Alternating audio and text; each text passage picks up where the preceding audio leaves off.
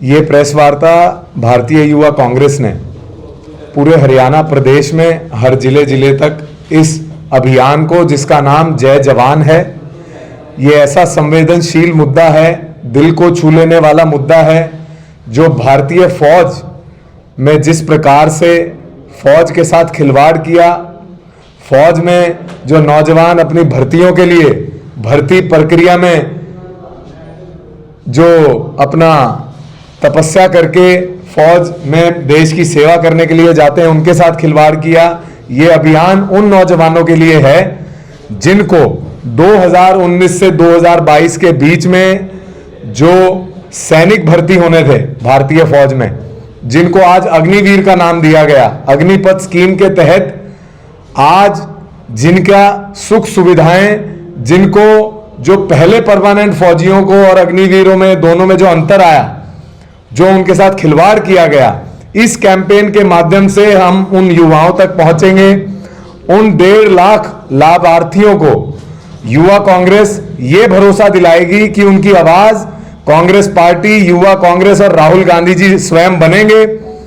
2019 से 22 के बीच में 1.5 लाख युवाओं को ज्वाइनिंग लेटर दिए गए, जिनकी ज्वाइनिंग अग्निपथ स्कीम लागू होने पर रोकी गई, स्टे लगा दिया गया। उन 1.5 लाख युवाओं को दोबारा से फौज में ज्वाइनिंग कराई जाए, ये युवा कांग्रेस की मांग है। उसके बाद दूसरी मांग हमारी है कि अग्निवीर जो अग्निपथ स्कीम है, इसको बर्खास्त किया जाए, ये युवा कांग्रेस की मांग है। और बर्खास्त करने के साथ साथ जो अग्निवीर आप इस बार 4 साल के लिए जिनको मौका दिया गया, उनको पूर्व में 2019 से पहले जिस प्रकार से फौज में परमानेंट नौकरियां दी जाती थी, उसी प्रकार से इन अग्निवीरों को परमानेंट किया जाए, ये दूसरी हमारी मांग है, जिसमें अग्निवीर और अग्निपथ स्कीम को हटाया जाए। आप देखिए कि परमानेंट सैनिक जो 19 से पहले भर्ती होते थे, वो 100% एलिजिबल होते थे प्रमोशन के लिए, जिसमें अग्निवीर प्रमोशन के लिए एलिजिबल नहीं है।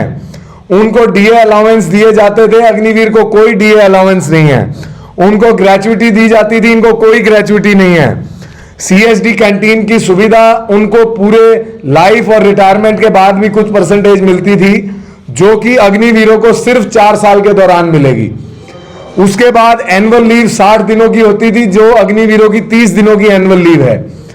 उसके बाद मैटरनिटी चाइल्ड केयर की कोई लीव का प्रावधान अग्निवीर की प्रक्रिया में नहीं है, जो कि परमानेंट सैनिकों को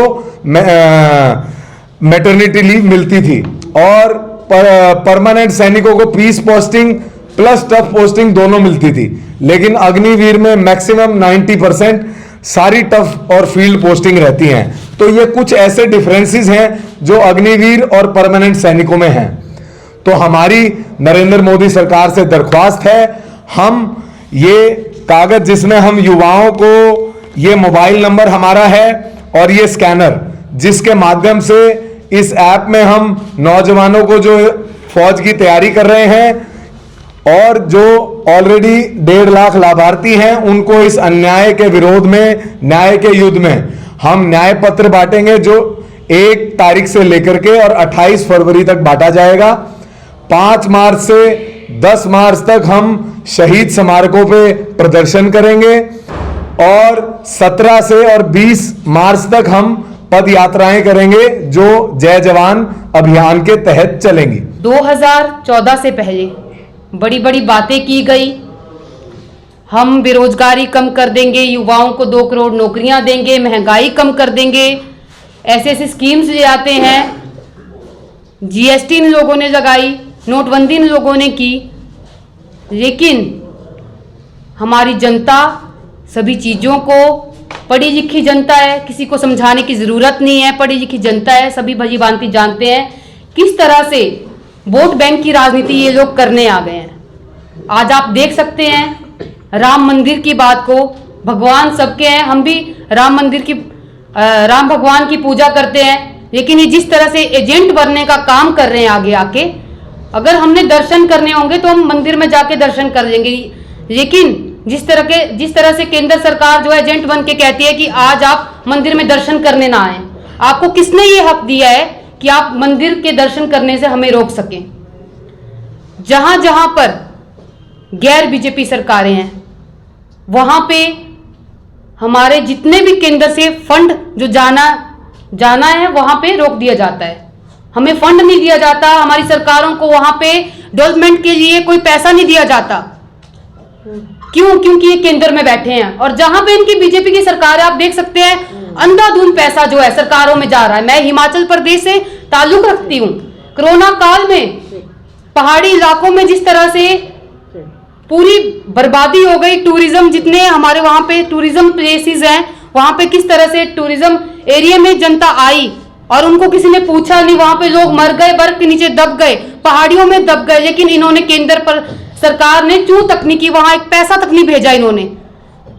इन्होंने टाइट करने का कोशिश किया कि इनकी जो है सरकार वहां कांग्रेस की है।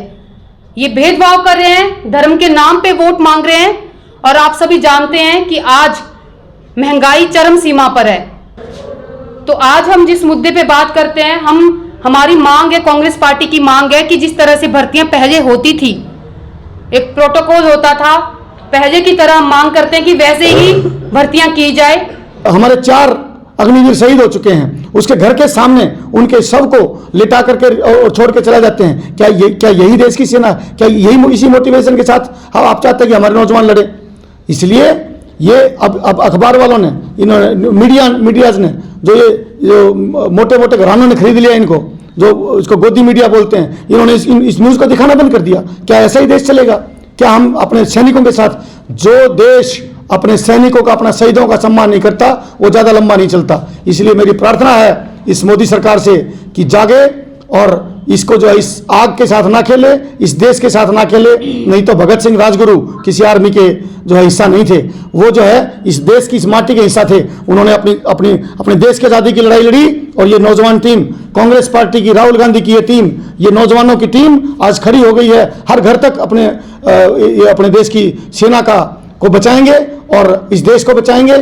आप सभी का ये न्याय फार्म आप लोगों को मैं दिखाना चाहूँगा।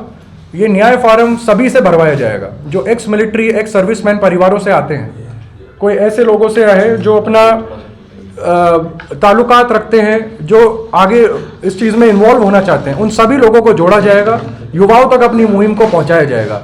यही हमारे राष्ट्रीय नेतृत्व आदरणीय श्रीनिवास जी और कृष्ण अलावरू जी की सोच के हम आगे लेके चल रहे हैं। मैं आभारी हूं, मैं धन्यवाद करता हूं हमारे राष्ट्रीय नेतृत्व का कि उन्होंने मुझे जिम्मेदारी दी कि आज मैं प्रदेश में एक कन्वीनर, एक कोऑर्डिनेटर की तरह कर रहा हूं।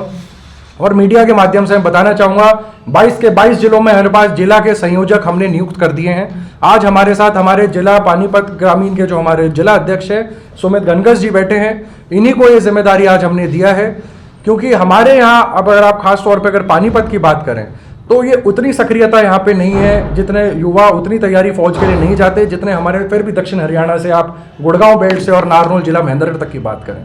पर मुझे पूरा यकीन है, सक्षम है हमारी टीम, हम लोगों तक, ग्राउंड तक पहुंच सकते हैं। और ये शौर्यवीर भाई का आज मैं धन्यवाद करना चाहूँगा जिन्होंने एक मजबूत आयोजन करा, आप सभी को हमारी माध्यम को हमारी आवाज़ पहुँचाने के लिए आप लोगों को एकत्र करा। एक छत के नीचे आज हम बैठे हैं। आप सभी का मुझे सुनने के लिए शुक्रिया, धन्यवाद।